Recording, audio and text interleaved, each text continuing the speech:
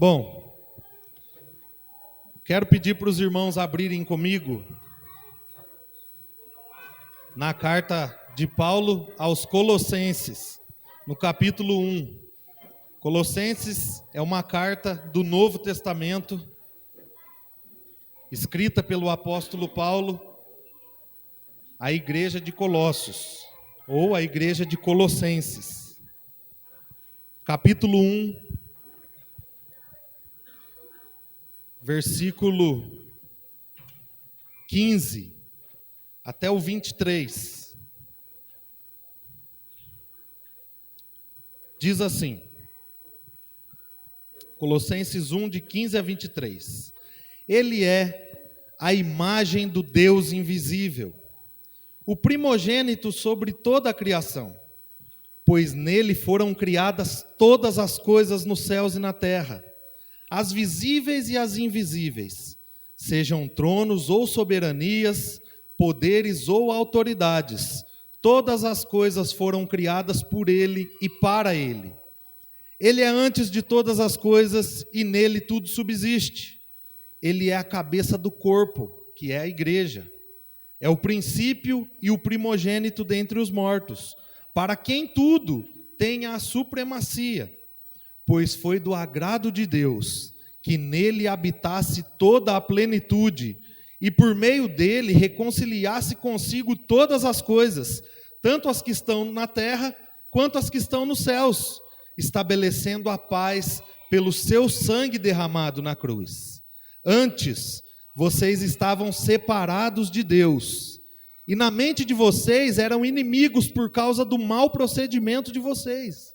Mas agora, ele os reconciliou pelo corpo físico de Cristo, mediante a morte, para apresentá-los diante dele, santos, inculpáveis e livres de qualquer acusação, desde que continuem alicerçados e firmes na fé, sem se afastarem da esperança do evangelho que vocês ouviram e que tem sido proclamado a todos os que estão debaixo do céu. Este é o evangelho do qual eu, Paulo, me tornei ministro. Vamos orar, agradecendo a Deus pela palavra e pedindo para que Ele fale ao nosso coração. Senhor, nós te agradecemos pelo teu cuidado, por tudo que o Senhor já fez até aqui, porque podemos cantar, podemos ler a tua palavra, podemos orar ao Senhor e nos alegrar, ó Deus, com tudo que o Senhor tem feito no nosso meio, por quem o Senhor é. Mas nós pedimos, Pai, que nesse momento, ao lermos a tua palavra, que o Senhor nos ajude a entendê-la, que o Senhor nos ajude a compreendê-la e que ela faça sentido não só à nossa mente, mas ao nosso coração e à nossa vida prática, à nossa vida diária. Pedimos que o teu Espírito Santo nos ajude a entender a tua palavra. É assim que juntos nós oramos em nome de Jesus. Amém. Bom, nós seguimos aqui com a nossa série de mensagens, o Cristo Supremo. Todos os domingos a gente aprende uma parte de um livro da Bíblia e a gente aprende esse livro todo. E nós estamos aqui aprendendo o livro de Colossenses. Estamos agora na terceira mensagem, na terceira pregação sobre o livro de Colossenses. E essa semana, irmãos, eu tive uma conversa com uma senhora que muito me chamou a atenção. Enquanto nós conversávamos, ela queria saber de mim o que é que eu achava a respeito da vida após a morte. O que é que eu pensava sobre isso? Se Deus ia perdoar todas as pessoas e ia salvar todas as pessoas, ou se Deus ia salvar somente aqueles que nunca fizeram mal nenhum a nenhuma pessoa. E se haveria oportunidade de arrependimento e salvação após a morte. Olha as perguntas que essa senhora me fez em uma conversa, em um momento da tarde.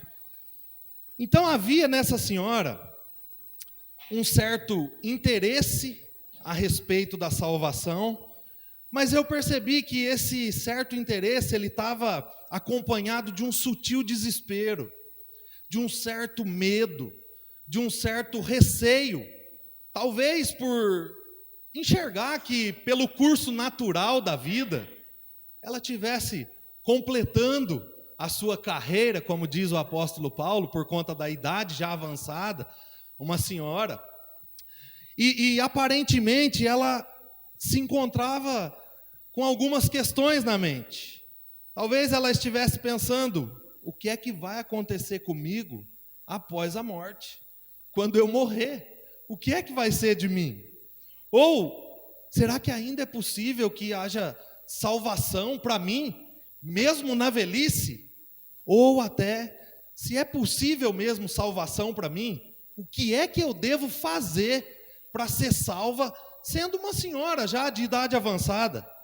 Eu não sei exatamente o que é que ela estava pensando ao me fazer essas perguntas, ao me fazer esses questionamentos, mas aparentemente essa senhora estava interessada e ao mesmo tempo desesperada por conta da situação. Se Deus existe mesmo, e se Ele salva pessoas, eu também preciso de salvação. Como é que é isso? Como é que eu faço? O que eu preciso fazer? Como é que vai ser a minha vida após a morte? Você já fez essa pergunta para você mesmo, em algum momento da sua vida? O que é que vai ser de mim quando eu morrer? Bom, se você ainda não fez, saiba que essas questões, esses questionamentos, em algum momento da nossa vida, em algum momento da nossa história, vão fazer parte do nosso dia a dia, vão se achegar até nós. São questionamentos inevitáveis, que em algum momento nós nos perguntaremos isso, e nós só queremos saber o que essa senhora queria: uma resposta. Talvez, quando esse dia chegar, nós não sabemos o que é que nós vamos responder. Quando essas perguntas baterem na porta da nossa mente: o que é que vai ser de mim após a morte? Ou, será que ainda existe salvação para mim? Ou, o que é que eu preciso fazer para ser salvo, se existe salvação para mim? E eu confesso que eu não sei se, assim como essa senhora, no tempo da igreja dos Colossenses, haviam essas dúvidas. Se eles tinham dúvidas a respeito da salvação, ou se eles tinham dúvidas a respeito de como aconteceria o processo da salvação. Só que pela maneira que Paulo escreve essa carta, nós podemos pensar que é para responder exatamente estes questionamentos a respeito da salvação, que os falsos mestres começam a fazer acréscimos no meio do ensino de Paulo, começam a acrescentar algumas coisas. Por exemplo, o cumprimento de rituais religiosos para a salvação. Eu preciso cumprir isso e isso. Ou as experiências místicas, as experiências super espirituais, vamos dizer assim. É preciso ter uma experiência mística, é preciso ver uma luz caindo do céu, coisas desse tipo estavam sendo inseridas ao ensino de Paulo. E o propósito dessa inserção era mostrar aos colossenses que de fato eles precisavam de salvação e que Jesus era um caminho para a salvação, mas eles precisavam acrescentar mais algumas coisas.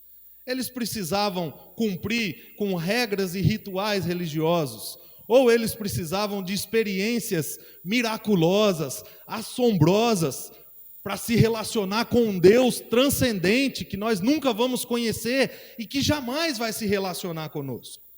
É nesse contexto aqui que Paulo escreve um dos mais lindos textos da Bíblia, que foi esse texto que nós lemos, Colossenses 1, do versículo 15 até o versículo 23. E esse texto aqui, ele é um hino que exalta a pessoa de Jesus.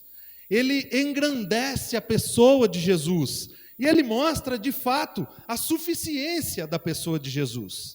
Paulo está falando aqui da supremacia de Jesus sobre a criação, sobre todas as coisas, inclusive na redenção dos pecadores, na salvação dos pecadores. Cristo era suficiente na salvação do homem do princípio ao fim. É isso que Paulo defende nessa exaltação, nesse hino que ele escreve aos Colossenses. E nesse texto, Paulo aponta aqui algumas credenciais de Jesus. Ele aponta aqui umas qualidades perfeitas de Jesus e mostra que, por causa dessas qualidades, Jesus é a única fonte de salvação de pecadores como nós. Não existiria outro meio de salvação e nenhum acréscimo seria necessário. Jesus era de fato suficiente para cuidar de todas as coisas, para governar todas as coisas e para salvar homens falhos, pecadores, como nós, como eu, como vocês. E Paulo, ao escrever esse hino, ao exaltar a suficiência de Jesus, ele também combate os falsos ensinos que estavam sendo inseridos naquela igreja. Ao apontar características perfeitas de Jesus, credenciais perfeitas de Jesus, Paulo também está aproveitando para combater o falso ensino que estava entrando naquela igreja. E aí a pergunta que podemos fazer é: quais são essas credenciais? Quais são essas características perfeitas que Paulo está apresentando para a igreja de Colossos nesse texto e que nós podemos tê-las também para as nossas vidas? A primeira característica de Jesus, Paulo mostra que Jesus é o próprio Deus encarnado entre nós. Versículo 15, a primeira parte diz assim: Ele é a imagem do Deus invisível. Paulo está de fato falando que Jesus era Deus encarnado. Mas por quê? Porque para muitos mestres daquele tempo, e especificamente daquela região, existiam várias formas de se aproximar de Deus, ou melhor, várias maneiras de se aproximar de um poder divino, de ter uma experiência espiritual com um poder divino. Eles pensavam que pela sabedoria, pelo conhecimento elevado, ou até mesmo pelo alto sacrifício e por experiências místicas, era possível ter um relacionamento ou ter um contato com esse poder divino, chegar ao conhecimento do poder divino. Eles tinham dificuldade de compreender uma doutrina que é de fato difícil de ser compreendida, que é a deidade de Cristo. O que é a deidade de Cristo? É o fato de que Jesus era 100% homem e 100% Deus. Ele não só era o Filho de Deus, mas ele também era Deus. Essa é a deidade de Cristo. E aqueles homens daquela região, eles tinham dificuldade de compreender que Jesus era 100% homem e 100% Deus. Por isso eles estavam ensinando algo muito perigoso. Eles estavam ensinando que era impossível que Deus se materializasse. Ou seja, era impossível que Deus fosse encarnado. Logo, se fosse mesmo impossível, Jesus era uma fraude. E era isso que eles pensavam. Que Jesus não era exatamente quem Paulo e os apóstolos diziam que ele era. Jesus poderia ser uma fraude, porque eles pensavam que a matéria, a carne, o corpo físico, era algo muito mau. E que não podia se relacionar com algo divino, porque o ser divino é um ser espiritual, e jamais poderia aparecer no nosso meio, na matéria, na carne, que para eles era algo muito mau. Então eles tinham muita dificuldade de compreender que Jesus de fato era Deus. E é contra esse pensamento que Paulo escreve, é proposital. Ele está falando de Jesus, ele é a imagem do Deus invisível. Ele não é um pensamento do Deus invisível, ele não é o espírito do Deus invisível, ele é a imagem, ele é de carne e osso, a imagem do Deus invisível, a imagem encarnada de Deus. Paulo está deixando claro aqui que o Jesus encarnado, o Filho de Deus, que nasceu de Maria, que viveu entre os homens, era de fato a expressão de Deus no meio da humanidade, que o Jesus encarnado revelava a exata natureza de Deus. É diferente de quando nós, por exemplo, eu tinha um amigo na época do rodeio, que a gente parecia muito, sabe? Aí era até, inclusive, que às vezes eu estava num rodeio, o povo vinha, conversava comigo, e aí eu falava, cara, acontecia isso comigo com o Levi, quando eu era magro e sem barba. Uma vez, e o Levi era careca. Mas é verdade, uma vez eu estava no seminário, o rapaz chegou e falou comigo, nossa, cara, tua família, não sei o quê, e eu era solteiro ainda. Nossa, teu filho, nossa, que alegria, não sei o quê. Aí eu esperei ele terminar de falar tudo, aí quando ele terminou, eu falei, ô meu irmão, obrigado, mas não sou eu não, é o Levi. Mas vocês se parecem tanto. Então é diferente, algumas semelhanças que até parece mesmo. Jesus não era semelhante a Deus, Jesus era a expressão exata de Deus. Quem olhava para Jesus não tinha como ver outra coisa, via Deus, exatamente Deus, em toda a sua forma, em toda a sua completude, em toda a sua essência. É isso que Paulo está combatendo aqui, que Jesus, ele de fato era Deus apontado de forma completa entre os homens. E é interessante que ainda que Deus tivesse se ocultado dos olhos da humanidade, depois que o pecado entrou no mundo, quando o pecado entra no mundo, o homem já não consegue se relacionar com Deus como se relacionava antes do pecado. Deus ia até Adão no jardim e se relacionava com ele todos os dias, na viração do dia, todo final da tarde. E quando o pecado entra no mundo, acontece essa ruptura. Deus se oculta dos olhos dos homens. E ainda que Deus tivesse se ocultado dos olhos dos homens por causa do pecado de Adão e Eva, ele se revelou a nós por meio de Jesus. João, capítulo 1, versículo 18, diz assim: ninguém jamais viu a Deus, mas o Deus unigênito, que está junto do Pai, Jesus, o tornou conhecido. Então, João está dizendo, ninguém nunca viu a Deus, jamais, mas quando Jesus veio na humanidade, Deus foi revelado entre os homens. Por meio de Jesus, Deus é revelado à humanidade. E ainda, Hebreus capítulo 1, versículo 3 diz, o Filho, Jesus, é o resplendor da glória de Deus, a expressão exata do seu ser. É o resplendor da glória de Deus, ele resplandece a glória de Deus, ele comunica a glória de Deus, e não só isso, ele é a expressão exata, não é a expressão semelhante, ele é a expressão exata do ser de Deus no meio de nós. Então, irmãos, o que Paulo está dizendo aqui aos irmãos colossenses, aos crentes da igreja de Colossos, é que o Cristo encarnado era de fato Deus no meio da humanidade, e nenhum ensino contrário poderia mudar essa verdade. Deus de fato estava revelado escancaradamente por meio de Cristo.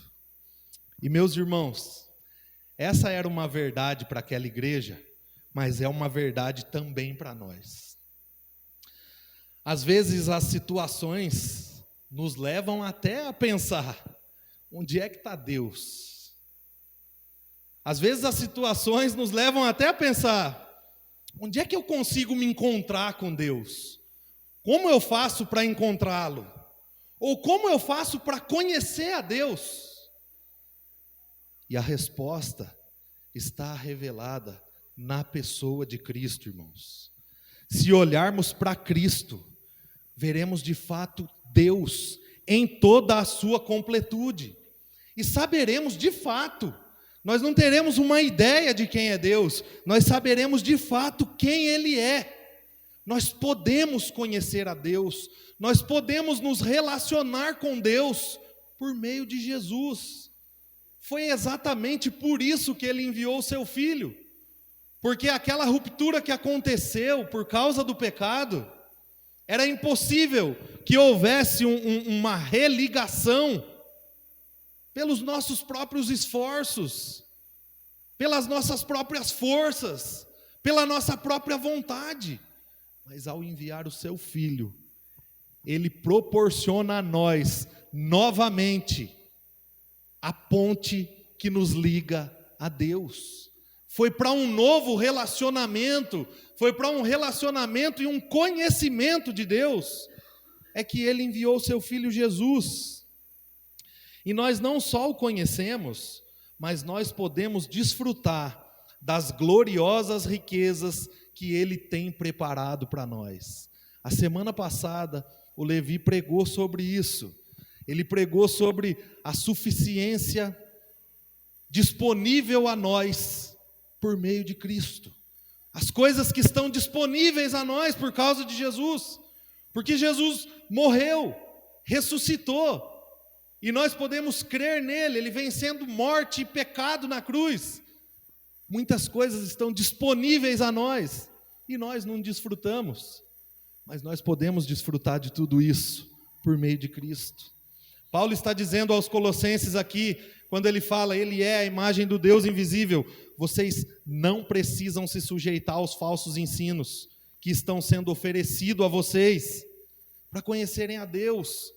Vocês não precisam embaraçar a cabeça de vocês, pensando que vocês vão se achegar mais a Deus. Não, porque Cristo é suficiente. Permaneçam olhando somente para Cristo. Ele é suficiente. Irmãos, é exatamente isso que nós precisamos reafirmar diariamente, e se possível, várias vezes no dia, nas nossas vidas, que Cristo é suficiente. Sabe quando Cristo é suficiente? Cristo é suficiente quando as circunstâncias não são tão favoráveis assim para nós. Cristo é suficiente quando a nossa alma geme e chora, e nós nem sequer sabemos o motivo disso. Cristo é suficiente para nós quando as coisas no nosso trabalho não vão como a gente gostaria que fosse. Cristo é suficiente para nós quando o nosso casamento entra em mais uma tempestade, em meio a mais um temporal. Ou, infelizmente, quando casamentos se desfazem. Cristo é suficiente. Cristo é suficiente quando nós perdemos pessoas que amamos. Cristo é suficiente quando a enfermidade bate na porta da nossa casa. Cristo é suficiente quando a nossa fé parece que vai desfalecer, quando vai acabar a nossa fé. Cristo é suficiente. Cristo é suficiente quando Deus parece estar distante de nós. Cristo é suficiente, irmãos. Ele é suficiente. Nós precisamos nos lembrar disso. Nós precisamos nos atentar para isso. Permaneçamos olhando somente para a pessoa de Jesus, porque Ele sim é suficiente. Os meus esforços um dia vão cessar, a minha força um dia vai acabar, a minha vontade um dia eu vou acordar sem vontade, o meu ânimo um dia eu acordo desanimado, a minha alegria um dia eu acordo triste, mas Cristo nunca acorda insuficiente. Ele é sempre, em todos os momentos da nossa vida, suficiente para suprir toda e qualquer necessidade da nossa alma. Cristo nos revela Deus de forma completa. É disso que nós precisamos. O pecado, ele não nos separou de bens materiais ou de uma alegria momentânea. O pecado nos separou de Deus. E o que falta em nós, o vazio da nossa alma, ela não pode ser preenchido por qualquer outra coisa senão Deus. E Cristo é a expressão exata de Deus. Ele é Deus no meio de nós. Nós podemos nos relacionar com Deus todos os dias, por meio de Cristo, por intermédio de Cristo. É interessante que em João, no capítulo 14, Filipe chega para Jesus, depois de uma caminhada longa com Jesus, já aprendendo, ouvindo Jesus, vendo milagres acontecer. Ele chega para Jesus e fala assim: "Mestre, agora Estou precisando de algo mais. Mostra-nos o Pai. Mostra-nos Deus. Aí Jesus fala com ele: Filipe, você está comigo há tanto tempo e ainda não me conhece? Quem vê a mim, vê o Pai. Eu sou Deus no meio de vocês. Você quer ver o Pai, Filipe? Olha para mim. Presta mais atenção em mim. Se relacione com maior intensidade comigo. Você quer conhecer o Pai? Eu estou aqui. É o que ele diz depois, em João, capítulo 10, versículo 30. Eu e o Pai somos um. Não tem diferença. Não tem como diferenciar um do outro. Eu e o Pai somos um. Irmãos, nós não temos um Deus distante de nós. Nós não temos um Deus ausente de nós, porque Ele enviou o Seu Filho Jesus, para que nós pudéssemos nos relacionar com Ele sempre, todos os dias, em todos os momentos, nos piores e nos melhores momentos, nos mais tristes e nos mais alegres, nos mais fáceis e nos mais complicados. Deus enviou Seu Filho para que nós pudéssemos nos relacionar com Ele. Mas Paulo ainda apresenta uma segunda credencial de Jesus, uma segunda característica perfeita de Jesus. Versículo 15, a segunda parte, o versículo 16, Paulo apresenta o poder de Cristo sobre a criação. Segunda parte do versículo 15. Ele é a imagem do Deus invisível, o primogênito sobre toda a criação, pois nele foram criadas todas as coisas, nos céus e na terra, as visíveis e as invisíveis, sejam tronos ou soberanias, poderes ou autoridades. Todas as coisas foram criadas por ele e para ele. Quando Paulo diz aqui que Cristo é o primogênito sobre toda a criação, Paulo está afirmando algumas coisas aqui. Ele está dizendo que Jesus, ele é o herdeiro de tudo que é do Pai. Ele é o primogênito. Ele é aquele que representa o Pai. Ele é o substituto do Pai. E ele é, de fato, o representante legal do Pai. Não só isso, ele é o sustentador de tudo aquilo que é do Pai, de todas as coisas criadas.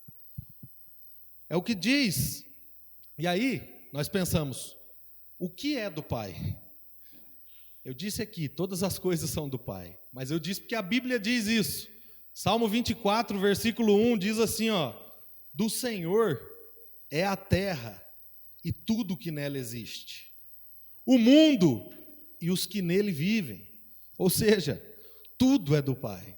Todas as coisas criadas, todos os seres humanos, tudo é do Pai. O mundo e os que nele vivem. Por isso, Jesus sendo herdeiro, sendo substituto, sendo sustentador de tudo, ele governa soberanamente toda a criação.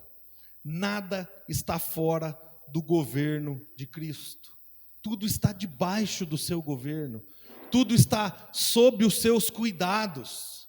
Sabe como tem um CEO de uma empresa, e aí você chega nele pensando que você vai pegar ele de surpresa, olha, tem tal área da empresa, fala, eu sei, porque sou eu, no final das contas, sou eu que administro tudo, sou eu que tomo conta de tudo.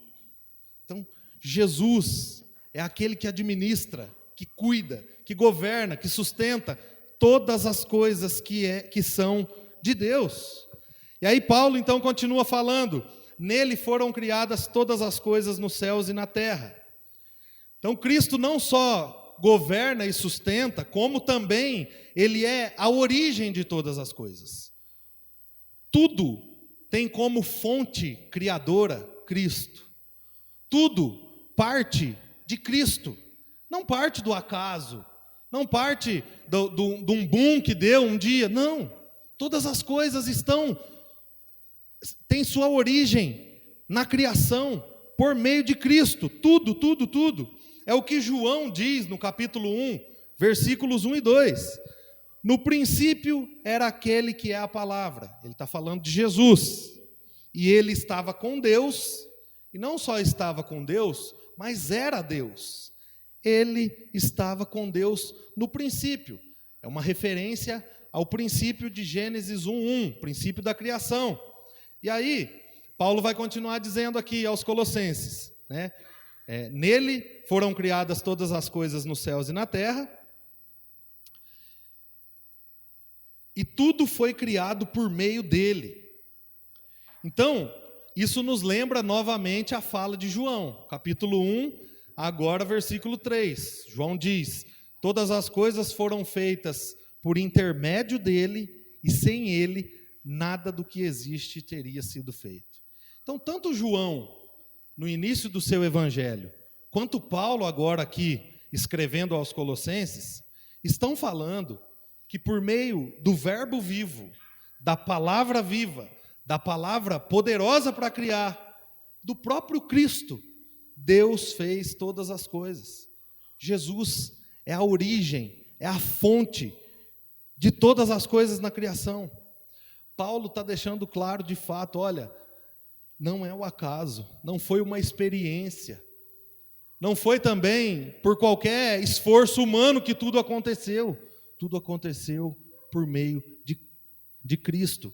Ele criou todas as coisas para a glória do seu próprio nome, foi para a glória do seu próprio nome. E é interessante que Abraham Kuyper, que foi um teólogo e também foi um ex-primeiro-ministro da Holanda, ele disse o seguinte sobre o governo de Cristo, né, sobre o domínio de Cristo. Ele disse assim, não há um único centímetro quadrado em todos os domínios de nossa existência sobre os quais Cristo, que é soberano sobre tudo, não olhe e diga, é meu. Todas as coisas.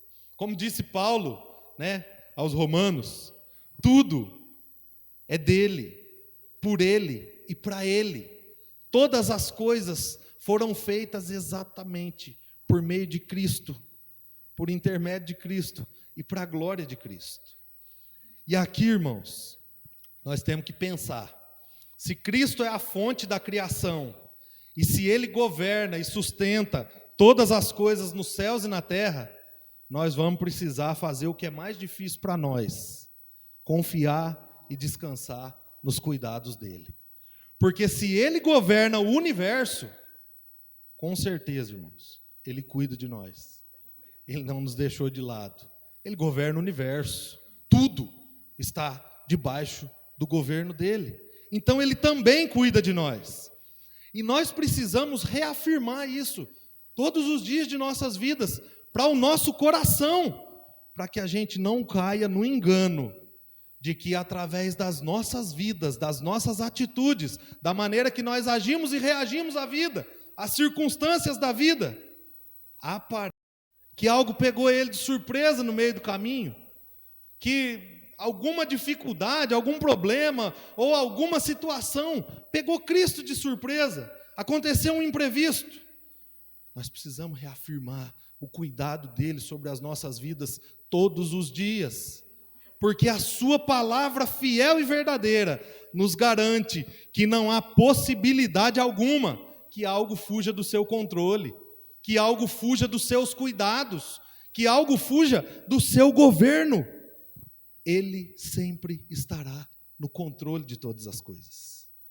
E Paulo continua dizendo no verso 17, Ele é antes de todas as coisas e nele tudo subsiste. Ou seja, Ele é não só a origem de tudo, mas também o propósito de todas as coisas. João falou isso em Apocalipse 22:13. Jesus dizendo, eu sou o alfa e o ômega, o primeiro e o último, o princípio e o fim. Ou seja, não existe nada antes e nem depois de Cristo. Nada, nada, nada. Ele é eterno. Ele é antes de tudo e é depois de tudo. Então Ele conhece, e não só conhece, mas Ele governa tudo, desde a eternidade, irmãos. Tudo está tranquilamente na palma de suas mãos. Nada foge do seu controle. É esse o nosso Cristo. É esse o Cristo que nós celebramos o memorial da ceia. E ele ainda apresenta outra credencial. Versículo 18, Paulo apresenta, agora não o governo de Cristo sobre todas as coisas, mas ele apresenta o governo supremo de Cristo sobre a igreja, sobre o seu povo. Versículo 18, ele diz: ele é a cabeça do corpo, que é a igreja. É o princípio e o primogênito dentre os mortos, para quem tudo tem a supremacia. Então, além de ser a origem e o propósito de tudo, Cristo é aquele que governa a sua igreja. Isso tem que ter um peso. É Ele que conduz a sua igreja. É Ele que sustenta a sua igreja. É Ele que dirige a sua igreja. Então, assim como o corpo humano precisa da cabeça com as suas funções cerebrais para ser governado, né?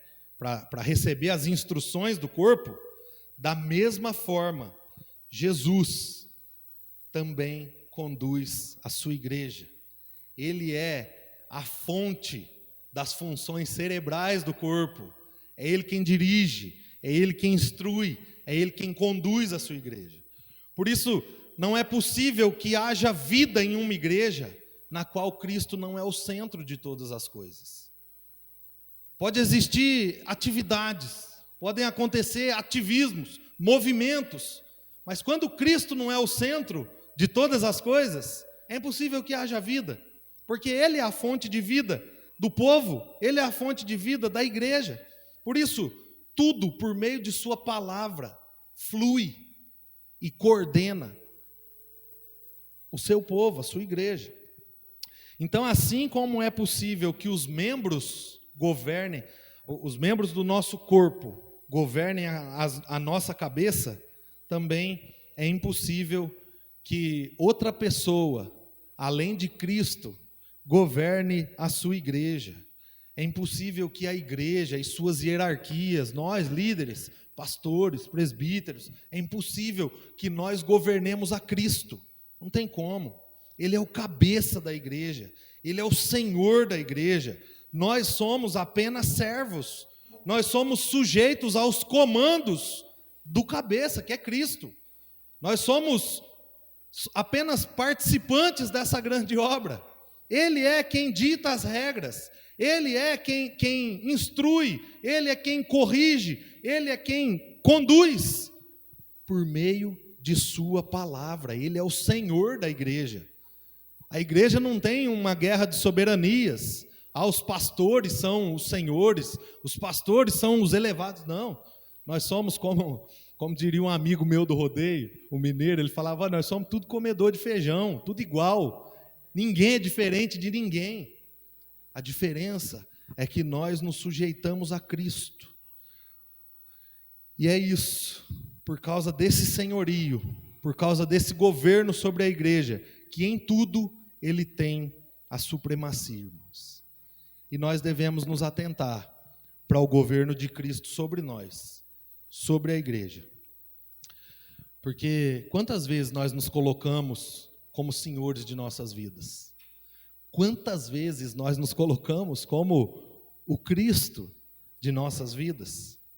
Senhores das nossas direções. Eu que sei o que eu faço da minha vida. Eu que sei como é que eu lido com não sei o quê. Eu que sei como é que eu conduzo a minha família. De fato, você sabe, se você estiver enraizado na fonte, que é Cristo. Mas quantas vezes nós agimos de forma egoísta e nos esquecemos que do corpo o qual nós fazemos parte, não sou eu, Senhor, e muito menos vocês, é Cristo.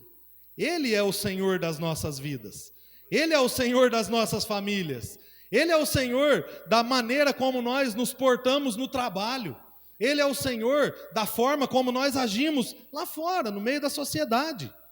Não são as nossas maneiras, os nossos meios, porque se nós fazemos isso, eu sinto informar, nós estamos querendo ser o Senhor, nós estamos querendo guerrear contra o senhorio de Cristo, nós estamos querendo sentar numa cabine de comando que não é nossa e nunca vai pertencer a nós, é dele, Ele é o Senhor de todas as coisas. E quando nós agimos de forma individual, sem pensar no corpo, automaticamente nós queremos essa supremacia. Nós queremos ser supremos. Nós queremos ser excelentes. Nós queremos ser acima da média. Mas, se nós nos submetemos ao senhorio de Cristo, nós nos submetemos à sua vontade, abrimos mão do nosso querer, né? Aquilo que é contrário à vontade de Cristo, irmãos, aí sim, nós vamos sendo ajustados numa vida em comum, a famosa vida em comunidade, né? Numa vida em comum, numa vida onde as nossas diferenças são menos importantes do que aquilo que nos une. Uma vida onde as nossas diferenças, de fato, são diferenças. E por isso, elas vão se tornando indiferentes.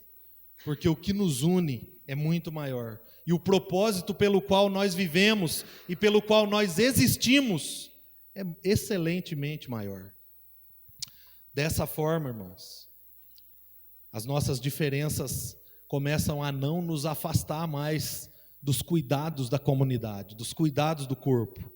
Nós passamos agora a nos submeter, não à minha vontade ou à vontade do meu irmão, mas nós passamos a nos submeter à vontade do cabeça desse corpo, à vontade de Cristo. Nós nos sujeitamos de igual modo aos seus comandos. Como? Por meio de sua palavra. Nós temos a palavra de Deus. Por falta da palavra de Deus, muita gente tem vivido no meio das igrejas, completamente fora do propósito de Deus. Nós temos a palavra de Deus, nós temos o manual de como é que Ele espera que nós vivamos. E se nos sujeitamos a isso, nós nos submetemos ao supremo da igreja, que é Cristo. E esse testemunho, irmãos, esse testemunho de unidade e submissão mútua, é o testemunho mais surpreendente que a igreja pode apresentar para o mundo. As pessoas lá fora têm costume de olhar hoje nas redes sociais e ver uma igreja extremamente dividida, uma igreja que se importa consigo mesmo e individualmente, cada um com os seus pressupostos. Ninguém está disposto a abrir mão. Mas quando nós nos sujeitamos de igual modo à palavra de Deus, esse é o testemunho que vai impactar. É o testemunho que é algo diferente. Por quê? Porque são pessoas diferentes, que pensam diferente e que, se fossem cuidar e governar a igreja, ou a cidade, ou a nação, iam governar de forma diferente. Porém, porque nós reconhecemos que Jesus Cristo governa o seu povo por meio de sua palavra, todos nós abrimos mão de nossos pressupostos e nos sujeitamos à sua vontade, de forma servil, de forma serva, nós nos sujeitamos à vontade de Cristo. Ele é o Senhor da igreja, irmãos. Não há ninguém que roube o senhorio do Cristo vivo, que cuida de nós. Ninguém pode roubar isso, ninguém jamais vai fazer isso, porque Ele não só governa, mas Ele habita no nosso meio. Ele é real, a presença dEle é real no nosso meio. Então Ele cuida de nós de uma forma bem especial mesmo. E Paulo apresenta a última credencial de Cristo para essa igreja de Colossos. Nos versos 19 e 20, Paulo apresenta a completa suficiência de Cristo para reconciliar todas as coisas consigo mesmo por meio do seu sacrifício na cruz. Cristo era o único suficiente para fazer a ponte que o pecado quebrou, para construir, para colocar a ponte que o pecado quebrou. O pecado, ele trouxe um dano muito sério, ele nos separou de Deus.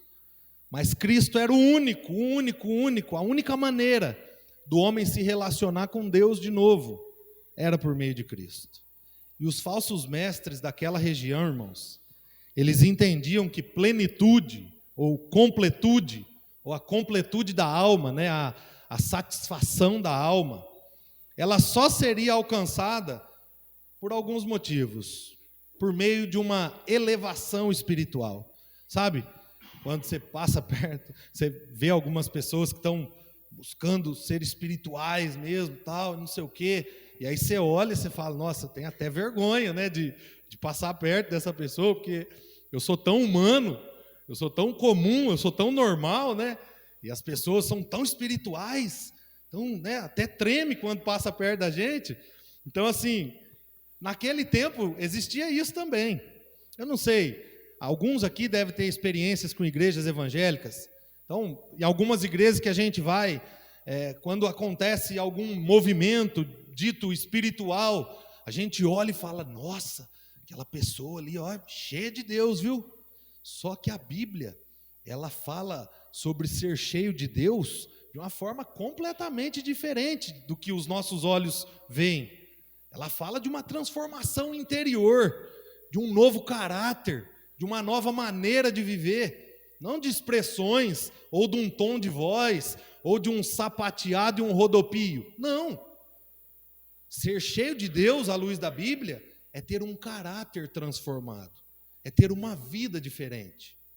Então, naquela época, eles pensavam que a completude, ser cheio de Deus, era por meio de uma elevação espiritual, ou por meio de experiências místicas, ou por meio do intelecto, por meio de uma inteligência, de um QI elevado. Quanto mais eu conheço, quanto mais eu sei, quanto mais eu aprendo, mais argumentos eu coloco no meu arsenal de argumentos, mais próximo de Deus eu estou. Então, naquele tempo, acontecia isso. Só que eles jamais pensavam que essa completude da alma poderia vir por meio de Cristo.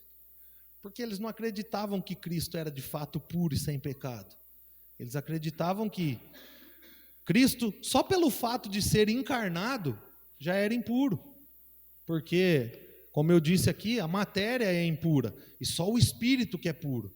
Então, logo, fazendo uma matemática aí, né? Se o espírito é puro e a matéria é impura, é impossível que um ser espiritual venha na matéria, seja encarnado e permaneça puro. Ele vai se tornar impuro. Então era assim que eles pensavam. Então por isso, quando Paulo fala que em Cristo, no versículo 19, pois foi do agrado de Deus que nele habitasse toda a plenitude, toda a completude, todo o ser de Deus, tudo, sem sobrar e nem faltar nada, tudo habitava em Cristo. Quando Paulo fala isso, ele está dizendo que em Jesus, não nos falta nada do que é necessário para a salvação. Nós não precisamos de mais nada e nem de ninguém. Jesus é de fato suficiente. Paulo está confrontando os falsos mestres. Paulo está combatendo o falso ensino. Paulo está dizendo para eles, gente, o que eles estão pedindo para vocês acrescentar, não precisa ser acrescentado. Nem cumprimento ritualístico e muito menos essas experiências loucas espirituais aí. Não precisa.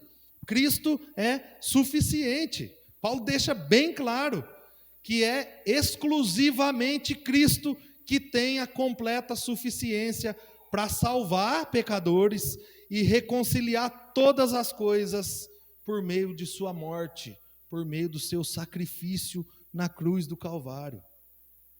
Paulo está reafirmando que na cruz Jesus fez o que nenhum ser humano jamais poderia fazer. O homem não poderia reconciliar nem a si mesmo e nem reconciliar o outro com Deus. Somente Cristo poderia fazer isso, nos reconciliar com um Deus santo, completamente santo. E aqui, irmãos, nós precisamos não só compreender a suficiência de Cristo para nos reconciliar com Deus, mas nós também precisamos desfrutar dessa verdade, dessa dádiva, desse presente que Deus nos dá por sua graça.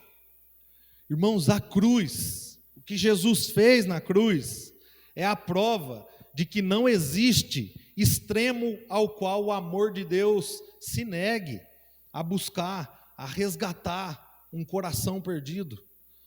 O ato de Deus enviar o seu Filho é um ato proclamatório, ele proclama: nada pode me impedir de resgatar um coração perdido. É necessário que eu envie o meu Filho, e isso já estava nos meus planos eternos, e eu enviei.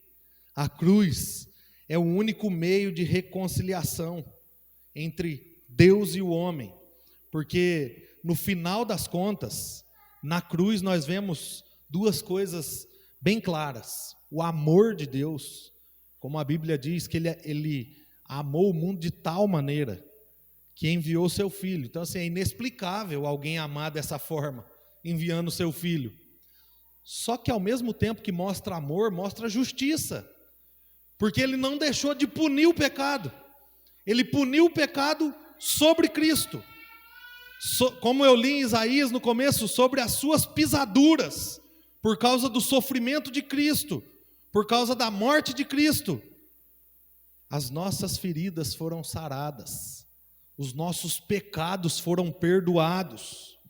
A cruz mostra amor e justiça, e um amor desse alcance, um amor desse tamanho, é necessário uma resposta de amor. É necessário uma resposta da nossa parte, porque se a cruz não é suficiente para despertar a admiração do nosso coração, a admiração do coração do homem, a necessidade de um Salvador no coração do homem, nós podemos fazer de tudo, qualquer coisa, que nada pode despertar o nosso coração. Se a cruz não for suficiente, nada mais é. Então nós desfrutamos desse efeito da reconciliação que a cruz traz para todos nós, por causa do sacrifício de Cristo. Cristo, ao ser enviado, por causa dos nossos pecados, ele reconcilia o homem com Deus novamente. Ele traz de volta aquele que estava perdido para Deus de novo, para o Salvador. E ele nos resgata da condenação eterna, de uma eternidade sem Deus.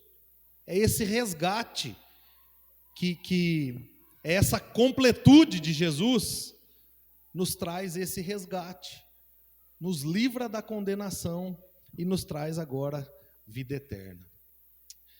E os resultados do poder supremo de Cristo, nos versos 21 a 23, é que agora nós podemos ser apresentados diante de Deus, como diz os próprios versículos, santos, inculpáveis e livres de qualquer condenação.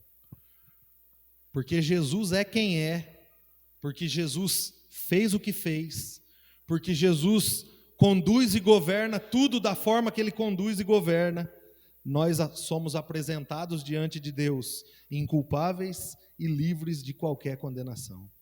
É por causa dele, de sua obra, que nós devemos permanecer firmes e jamais nos esquecermos da esperança do Evangelho. E a esperança que o Evangelho nos traz é uma eternidade com Deus, é uma vida para sempre com Deus. E para concluir, irmãos, e falando agora sobre aquela minha conversa com aquela senhora que eu falei no início, ela fez aquelas perguntas para mim, né? E eu respondi ela. Falei: olha, minha senhora, a chamei pelo nome, falei: olha, todos nós precisamos de salvação. Não é só a senhora, todos nós precisamos de salvação. Porque por causa do pecado, nós fomos separados de Deus. O pecado de fato nos afastou de Deus. Pode até parecer um conto de carochinha, mas é uma verdade. Contém isso na palavra de Deus. Nós fomos afastados de Deus. Só que Deus não nos deixou à deriva, não nos abandonou, não nos deixou jogado às cobras. Deus tinha um plano perfeito. Deus enviou o seu Filho Jesus. E o que Ele fez naquela cruz, morrendo pelos meus pecados e pelos pecados da senhora, nós podemos nos aproximar de Deus de novo.